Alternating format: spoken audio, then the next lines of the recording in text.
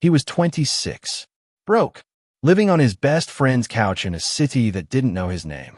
Every morning started the same. Eyes half open, stomach empty, heart heavier than the day before. He'd scroll through his phone, watching strangers live the life he used to dream about. People traveling, filming, creating, winning, while he sat still, stuck in silence. His name is Daniel, and like so many of us, he once believed in something bigger. Since high school, he dreamed of becoming a filmmaker, not for fame, not for money, but because stories saved him. He believed stories could change lives the way they changed his. At first, he was all in. He filmed short clips on his phone, edited late into the night, studied movies frame by frame. He had hunger, fire, that spark people always talk about. But then, life happened. The bills stacked up. His car broke down. The job he took to pay the bills started stealing more than just time. It drained his energy, his passion, his belief. People started asking the questions that sting.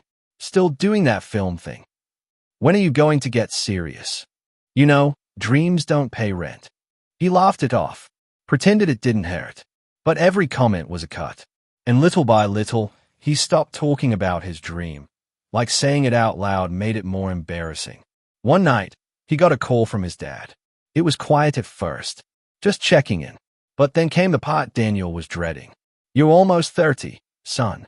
Don't you think it's time to get a real job?" Daniel didn't say much, just nodded along. But inside, he was breaking. The truth, he had started to believe it himself. That maybe the dream was just a phase. Maybe he wasn't talented enough. Maybe people like him didn't get to do what they loved. Maybe that's just for the lucky ones. He'd wake up every day feeling behind. Behind on life. Behind on money. Behind on everyone else. And the more he compared, the worse it got. Someone else was always getting the opportunities, the views, the attention. And him? He was still sleeping on a couch, avoiding mirrors, avoiding himself. But here's the part no one talks about. It's not always the world that tells you to give up. Sometimes, it's your own voice. That quiet one that whispers, "You're not good enough. You waited too long. You missed your chance." Daniel heard it every single day. Until one night, he opened an old notebook he hadn't touched in years. Flipping through the pages, he found something he wrote at 19. "One day, I'll make something that outlives me. Something that makes someone feel seen. That's my dream. And I won't stop." He read it twice, then 3 times, and something inside him shifted. Not dramatically, not like a movie, but quietly, like a flicker of light after a long blackout. And for the first time in months, he asked himself, what if I tried again? Not for them, not for likes, just for me. That was the night Daniel stopped waiting for the right moment and started thinking maybe the dream didn't die.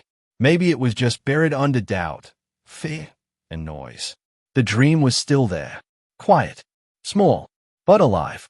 And now, he had a choice: to keep shrinking in the shadow of what might have been, or to step back into the fire and focus. The next morning was different. Barely. He still woke up on that same lumpy couch, still had nothing in his bank account, and still felt the weight of uncertainty pressing down on his chest.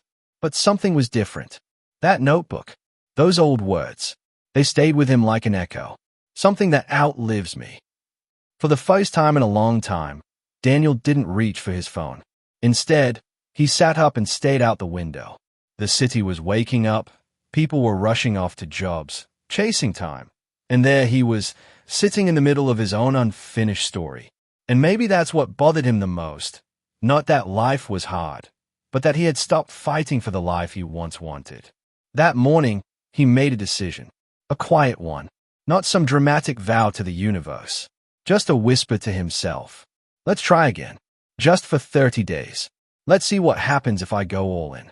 He deleted social media. Turned off notifications. He set a rule. No consuming until he created something. Anything. A shot. A script. A scene. He wasn't chasing perfection anymore. Just movement. At first, it was brutal. He was rusty, out of rhythm. Ideas came slower. He would film on borrowed gear, edit with free software, and still feel like nothing was good enough. But every day, he showed up, not for views, not for validation, just for that kid inside him who once believed he could do this. The people around him didn't understand. His roommate would shake his head. His mom kept asking when he was going to apply for something stable. Even his own mind wasn't always on his side. Some nights, the doubts came louder than ever. Who do you think you are? You're wasting your time. Nobody's watching. And that was true. Nobody was. He posted 3 short films in a row. Less than 100 views combined. No comments. No feedback. Just silence. But Daniel kept going. Because he remembered what that notebook reminded him. This dream wasn't about being seen. It was about creating something worth seeing. Even if it took time. Even if it took pain. Even if nobody clapped. Then, on day 17, something unexpected happened. He uploaded a short story he almost didn't finish. A raw, honest piece about failure and fear. He posted it and went to bed, assuming it would disappear like the rest. The next morning, he checked his phone. 10,000 views. At first, he thought it was a glitch. But no, the comments were real. The shares were real. People were thanking him for saying what no one else says. One message simply said, "This made me feel less alone."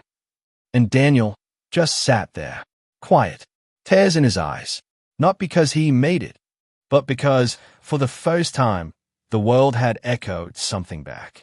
All the sleepless nights, the quiet days, the fear, it suddenly felt worth it. But here's the truth. That video didn't change everything. He didn't blow up overnight. There was no instant fame, no agents knocking on his door. What changed was him, because he realized something most people never do. That your dream won't always scream to be followed. Sometimes it whispers, and you have to be quiet enough and brave enough to hear it. Daniel wasn't chasing attention anymore. He was chasing alignment. He wasn't proving people wrong. He was proving himself right. From that day on, his goal wasn't to go viral. It was to be vital, to make work that mattered, to live a life that didn't just impress, but fulfilled. And for that, he had to stay focused, even when no one was watching, even when it hurt, even when he felt like quitting again. Because that's the part of the dream no one talks about. It's not just about talent, or luck, or timing. It's about the days you want to stop, but you don't. It's about the work no one sees, that builds the version of you the world eventually will. Months passed. The couch was still there. So were the unpaid bills. Life hadn't suddenly gotten easier, but Daniel had changed. He was no longer chasing the dream in desperate sprints. Now, he was building it, with patience, discipline, and quiet conviction. The numbers were still small. Most of his videos barely reached a few hundred views. But that didn't matter anymore, because every day, someone messaged him saying, "I needed this. This helped me get through something. You said what I couldn't put into words." And that meant more than likes ever could. One afternoon, he got an email from a small film festival. They'd seen his work online. One of his shorts had made it into the finalists. No budget, no fancy gear, just a borrowed camera, a raw story, and a kid who decided to stop quitting. He flew out with money he didn't really have, slept in a motel, ate granola bars to stretch his budget. But when they played his film on the big screen, he didn't care if he won, because he had already won the moment he chose his dream. Not once, but every single day. And then came the call. A local nonprofit wanted him to direct a mini-doc on youth mental health.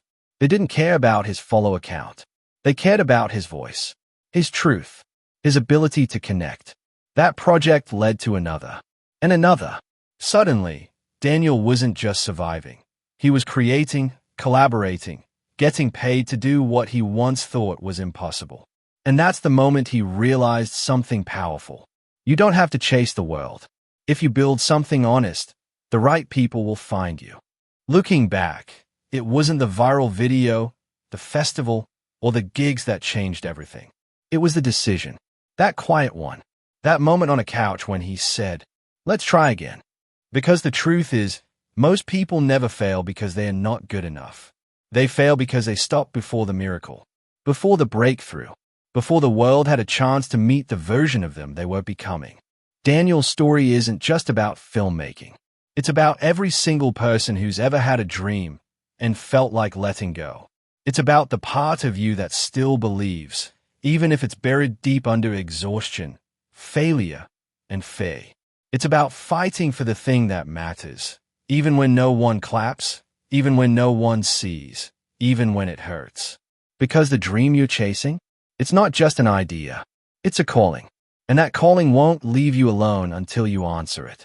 So if you're watching this, wondering if you're too late, too behind, too broken to start, let this be your moment. Not the loud, dramatic kind, but the quiet shift, the one that says, what if I gave myself one more try? What if I focused not on results, but on consistency? What if I showed up for my dream the way I show up for everyone else? Daniel did. And no, he didn't become a celebrity, but he became something better, someone aligned, someone fulfilled, someone free. Because in the end, it's not about how fast you get there. It's about whether you stayed true to the road that was meant for you. So, focus on your dream. Not because it's easy, not because it's guaranteed, but because no one else can live it for you. And the day you decide to stop running from it is the day everything begins to change.